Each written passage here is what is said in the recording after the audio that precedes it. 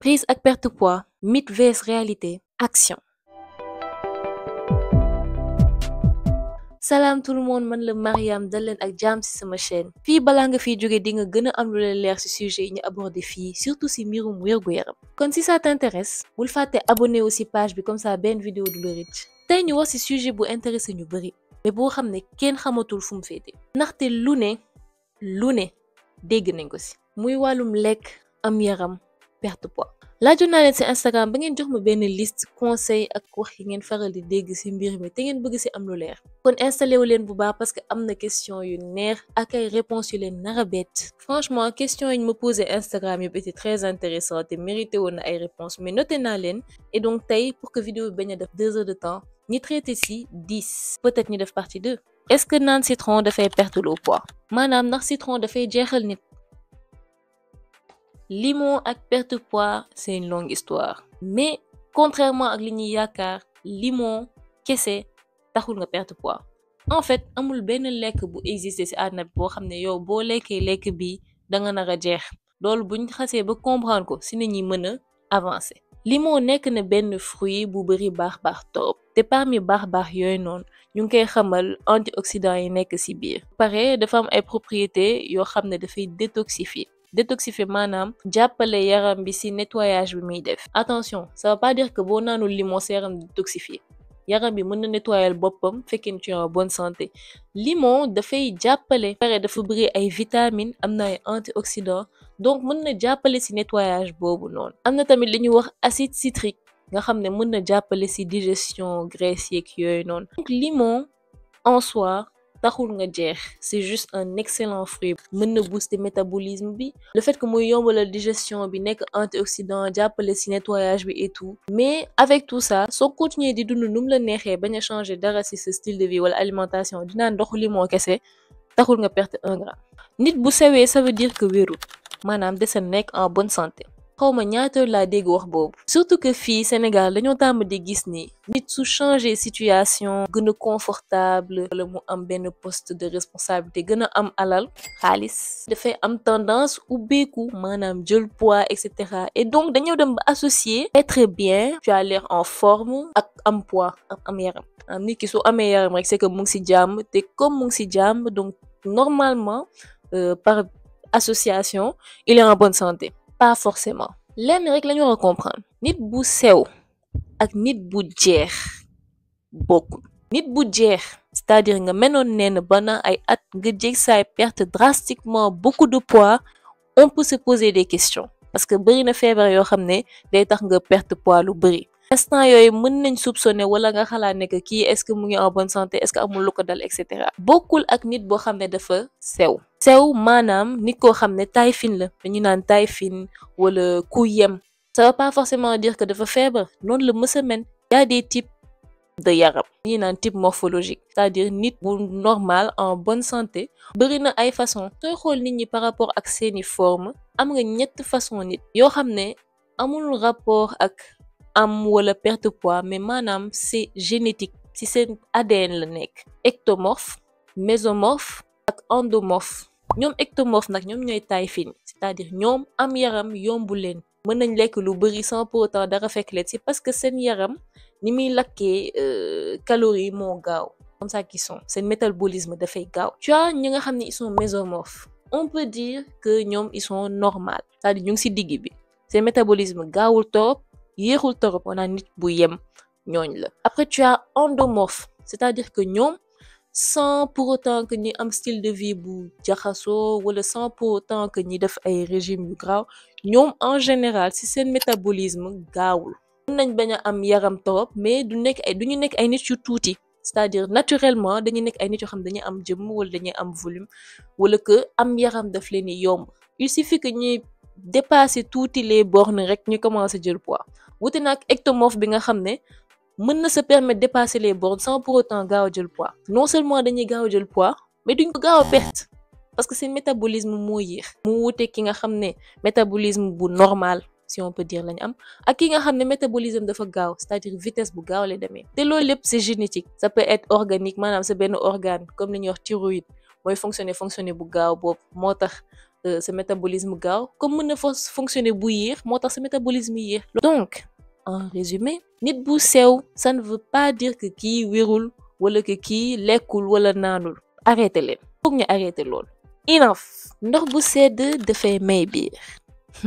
bii bokk na ci question yi ma gën a neex parce que xam naa ne am na ñoo xam ne quel que soit lu mooy wax fii quel que soit étude yeeg preuve yi ma nar a joxe yépp duñu bàyyi ndox bu sedd mais dinaa ko def quand même. en fait ndox bu sedd ça dépend ban instant nga koy naan. ndox bu sedd balaa mu laa indil problème fekk nga lekk ba pare nga ne da ngay naan ndox bu sedd. même ndox bu seddul sax normalement waroo ko naan en même temps ngay lekk. lu tax parce que suñu biir estomac am na benn liquide bu fa nekk bu acide boo xam ne mooy tax ngay mën a digérer li ngay lekk bi su eggee foofu acidité estomac bi mooy tax ngay mën a décomposer commencer benn partie digestion bi commencer décomposer lekk bi nekk foofu rey yenn bactéries yi te en plus de ça yenn graisse yi si li ngay lekk maanaam niin bi commencer di décomposer wu foofu donc c'est pour ça que acidité estomac bi am solo.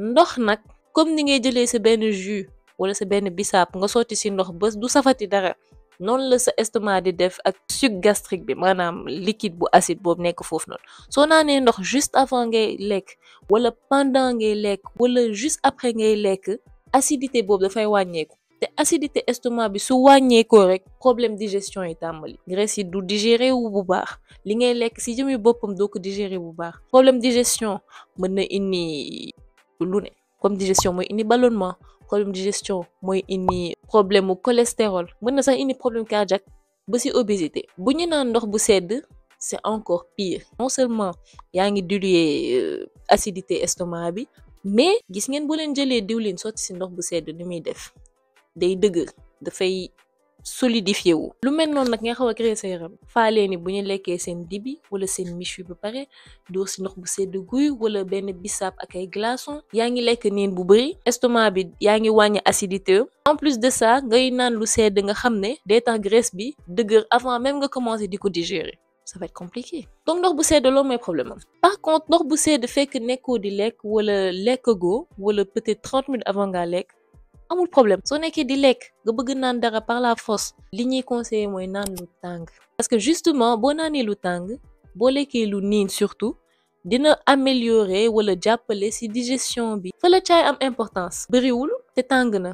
perte poids ak benn thé mën na nekk xam naa ne sama tontu ci question bi du neex ñu bëri mais il est temps de mettre les points sur les i parce que je pense que sonn nañ nit ñi nax nañ leen assez wala que nit ñi désinformation bi dafa doy daal je pense. franchement ma laaj leen est-ce que mës ngeen gis koo xam ne dëkk ak nit muy naan benn thé changé wul alimentation li muy lekk li continue di lekk deful benn sport changé wul dara ci habitude alimentaire wala changé wul dara moom ci ni muy dundee mu commencé di naan benn thé commencé di jeex am moom yaram bi mu bëggoon am et cetera perte poids bi mu bëggoon perte ak benn thé kunun est-ce que mës ngeen ko gis personnellement mësuma ko gis. te je pense que loolu su existé woon xam naa ne domaine de la chirurgie du bëri client fekkee ne ci àdduna bi amoon na dara loo xam ne boo ko naanee rek da ngay jeex tàkk wala boo ko naanee da ngay am yaram je pense que secteur de chirurgie bi du dox. ci gàttan te kundun mënul jeexal nit c'est impossible perte poids li koy indi changement alimentation si la yokk sa activité physique si la mais te kese mënula jeexal. li existé ci marché bi c'est des thés yoo xam ne ça nettoie entre guillemets parce que comme ni ma ko waxee sànq yaram bi soxlawul lu ko jàppale ci nettoyage quand tu es en bonne santé. am na yenn thé yoo xam ne nettoyage bi sax en question du dara lu dul dawloo sa biir donc mën nga ci perte 1 ou 2 kilos de déchets yoo xam ne dafa desoon ci biir mu wàcc. am na thé yoo xam ne tamit dafay wàññi ndox bi nekk sa yaram dafay téye ndox de temps en temps liñ naan rétention d'eau ngay gis yenn saa yenn mère yoo xam ne seen tànk yi dañuy gonfler nii nga xam ne ndox moo fa nekk c'est un problème ionique ay problème mu xorom yenn saa yi mën na ko indi ak yeneen mais am na thé yoo xam ne boo ko naanee dafay favoriser génnee ndox boobu nekk sa yaram te ndox dafa diis donc mën nga perte ndox nga foog ne que tu commences à perdre du poids mais boo xasee ba perdre 1 ou 2 kilos de ndox fa la yem doo pertaat 1 kilo de plus. xam naa ne que y a des brûlures de graisse yu ñuy dégg ak yooyu noonu mais thé brûlure maanaam benn xob buy xóoyal ci ndox muy lakk graisse biir yaram bi gisuguma ko de xam naa ne su existé woon yenn yu bari duñu ci fekk. Ñi nga xam ne ils sont dans ça man li ma leen conseiller mooy ngeen expliquer nit ñi exactement thé bi li muy def, que dafay wàññi ndox wala que c'est pour détoxifier nga xam ne on comprend effet bi muy def et comme ça nit ñi duñu am ay faux espoirs wala que duñu parce que il faut donner la bonne information aux gens. Faut pas faire croire loo xam ne amul. Man je pars du principe que même si tu veux vendre wala que c'est ton business etc. soyez transparent. Jàppale leen nit ñi pour de vrai. Fekkee dafa bëgg a perte poids explique-lui comment faire style de vie bi mu war a jël wax ko mu wàññi suukar wàññi lekk bu bëri bi te soxlawul lekk bu bëri boobu di yëngatu di bouger prendre les escaliers au lieu ngay jël ascenseur yenn saa yi nga dox au lieu ngay jël taxi tout ça des habitudes de vie yi nga xam ne mooy tax nga perte poids pour de vrai mais pas ay solutions miracles qui n'existent pas parce que solution miracle pour perte de poids amagul. Nit mën na am yaram wala jeex ci benn partie bu précis ci yaramam bi maanaam nga décider que sama loxo bi dafay jeex mais que ci suuf damay gën a am yaram foofu boobu moom jarul ñuy tourner autour du pot. Nit mënul perte poids ci benn partie yaramam décider ne man fii laay perte poids yaram bi moo fonctionné wul noonu ci boppam. Mënoo décider par exemple que man dama am biir mais samay forme neex na ma donc damay fexe ba sama biir bi kese dem bàyyi fa yeneen forme yi. Franchement bëgg moon tas seen yaakaar yaram bi suy lakk graisse c'est bu uniforme lay doon c'est-à-dire booy commencer di changer style de vie de sport wàññi li ngay lekk wàññi suukar yi commencer di lekk normalement etc.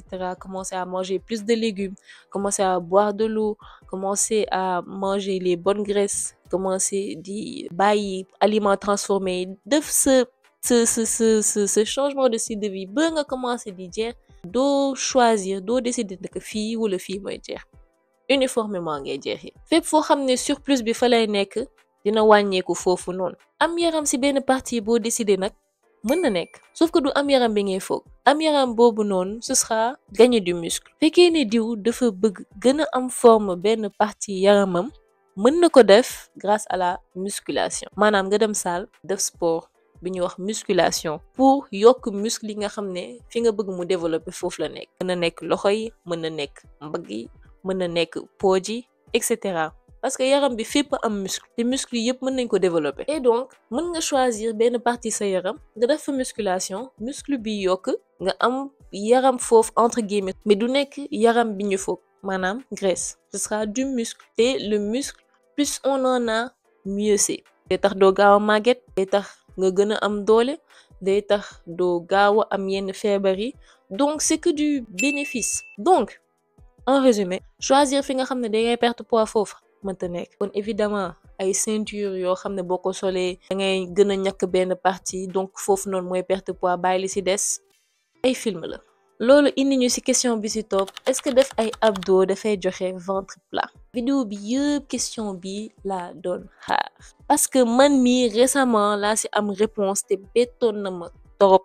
Nekkete def ay abdos joxewul ventre plat te li koy firndeel xaw ma ndax mës ngeen gis benn góor boo xam ne am ngandi biir mais bu dof dofloo nga ne da ngay joxe coup de poing ci biir bi par exemple biir bi wow kon parce que nit ki dafa am ay abdos mais dafa am biir comment c'est possible. Réponse bi lu simple la dañu naan nit bu am biir muy nit boo xam ne biir bi dafa am graisse on est d'accord. Graisse bi mën na superficielle maanaam boo téye sa biir nii nga xam ne que lii graisse la comme mën na nekk ci biir organes yi te boobu bokk na ci graisse yi gën a bon ci nit parce que moo mën na indi façon feebar bu nekk. Nit mën na sew am biir gën a gaaw a am yenn problème mu cardiovasculaire wala problème mu xol que kenn koo xam ne dafa am yaram uniformément parce que kooku yaram graisse bi au moins ci der bi lay gën a nekk alors que keneen ki nga xam ne dafa sew te am biir graisse bi ci biir organes yi la nekk maanaam graisse bi dafay entourer xol bi di entourer foie bi entourer intestin donc graisse bi ci biir la nekk doo ci gaaw a jot te plus muy bëri plus muy pousse biir bi vers l'extérieur sauf que biir ci suuf der bi dafa am ay muscles qu'on appelle les muscles abdominaux xam nga sànq maa ngi leen di naan que muscles yëpp mën nañ ko développer abdominaux yooyu noonu sooy def sport di def ay abdos muscle boobu mooy développer wu ça veut pas dire que sa biir dafay dellu ginnaaw wala que yaa ngi lakk graisse abdos lay développer donc da ngay am ay abdominaux yu gën a génn wala abdos yi dañuy gonfler donc day gën a feeñ mais li nekk ci biir yaram bi du abdos bi moo koy dindi leneen moo koy dindi. li la indi woon ba nga am biir boobu noonu nga dindi ko ba biir bi daj. changer alimentation, wàññi suukar yi, commencer yëngatu, def marche, def sport, am activité physique, c'est-à-dire changer style de vie pour que graisse boobu mën a lakk, comme ça sa biir mën a dellu, sa abdos yi mën a feeñ. nit ñi nga xam ne dañoo am yaram duñu xiif bu ñuy woor ndaxte dañoo bëri graisse. wax boobu ñëwoon na lu am logique mais teguwul ci ay base yu dëgër, parce que mbirum xiif amul forcément lien ak quantité de graisse bi nekk sa yaram. fekkee ne noonu la demee woon normalement nit bu am yaram du lekk lu bëri, sauf que c'est le contraire le plus souvent. yaram bi dafa am ay affaires yu extraordinaire yu nekk ci biir yi ñuy wax ay hormones, comme ay messager la, ay yónnikat yu nekk ci biir yaram bi nga xam ne ñooy yónnee ay signal. soo xiifee am na benn hormone boo xam ne moom moo yónnee signalu xiif boobu. soo suuree am na beneen hormone boo xam ne mooy yónnee signalu suur boobu noonu. hormone bi signalé xiif moom la ñuy wax ghrelin. hormone bi signalé suur moom la ñuy wax leptine. am na ñoo xam ne nag seen hormone leptine ghrelin boobu noonu dafa déréglé. mën na nekk am yaram, mën na nekk sew tamit, waaye nit koo xam ne moom am na problème mu xiif c'est très probablement hormonal. kon nag nit mën na am yaram ba pare di xiif comme ñëpp wala di gën a xiif nit ñi sax, même si logiquement graisse bi nga xam ne moo fa nekk stockage la et que normalement tant que stockage boobu jeexul waroo xiif vu que yaram bi am na stock bu mu utiliser. sauf que yaram bi doxewul noonu, système boppam la yore, ay hormones am ñooy nekk di circuler te hormones yooyu dañoo am fi ñuy jaar pour génn ak fi ñuy jaar pour bañ a génn. système digestif bi rek moom su demee ba vide dina am ay signaux yu muy yónnee ba hormone xiif bi commencé di génn juste parce que moom dafa vide te moom liggéeyam mooy digérer. donc loolu lépp ay mécanismes la yoo xam ne yaram noonu lay fonctionner. donc c'est pas forcément que stocker na graisse que doo xiif. moo tax perte poids nekk processus buy jël temps, parce que pour obliger yaram bi utiliser graisse yooyu noonu mu stocké dafa am mécanisme ak yoon te xiifal bokku ci. lekk yu amul hygiène mooy may yaram et que soo seetluwee doo mës a am yaram. je répète, lekk yu amul hygiène ñooy may yaram et que soo seetluwee doo mës a am yaram.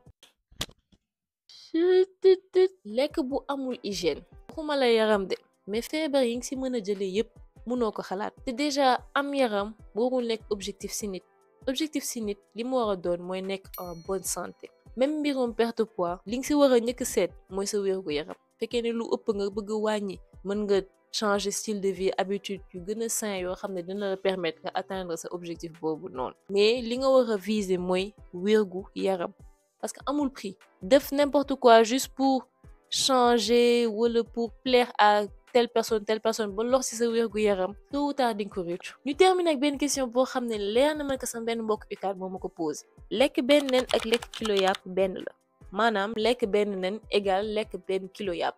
je comprends la question parce que déjà nen non seulement riche na ci protéines mais dense na ci yeneen nutriments yu bari yoo xam ne nit soxla na ko. déjà li ñuy wax protéine ay acides aminés la, maanaam protéine ci jëmmi boppam dafa am ay affaires yu ko composé yi ñuy wax acide aminé. yenn yi yaram bi mën na ko defaral boppam, am na yenn yoo xam ne nag yaram bi mënu ko defaral boppam ci lekk kese la ko mën a jëlee. d'où l'importance lekk protéine. li nga xam ne yaram bi mënu ko defar ci protéine nen am na yépp.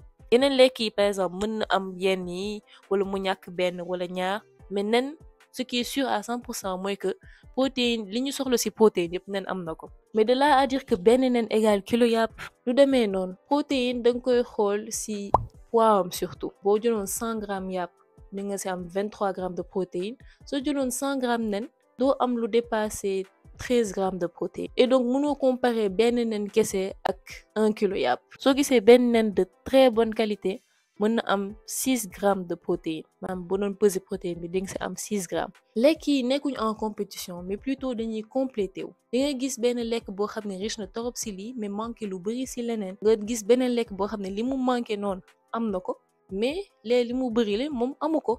et donc c'est une complémentarité. moo tax alimentation bu variée moo gën ci alimentation yi. kon ñi yemale ko foofu pour tey. fekkee ne am ngeen yeneen question bu leen hésiter poser ko ci commentaire yi wala ñu tasewaat Instagram pour que ngeen joxewaat foofu seen yeneen question. j'espère que am ngeen say éléments de réponse.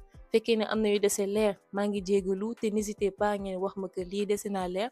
beneen ñooñu jëm ci apporter ay éléments de réponse peut-être ci benn vidéo boo xam ne dinañ jël suñu temps expliquer chaque mbir benn. fekkee ne vidéo bi intéressé na la bul fàtte like ba mën ci xam dara. abonnez-vous fekkee ne bëgg ngeen ci yeneen contenu yu mel nii. en tout cas ce fut un plaisir et à la prochaine.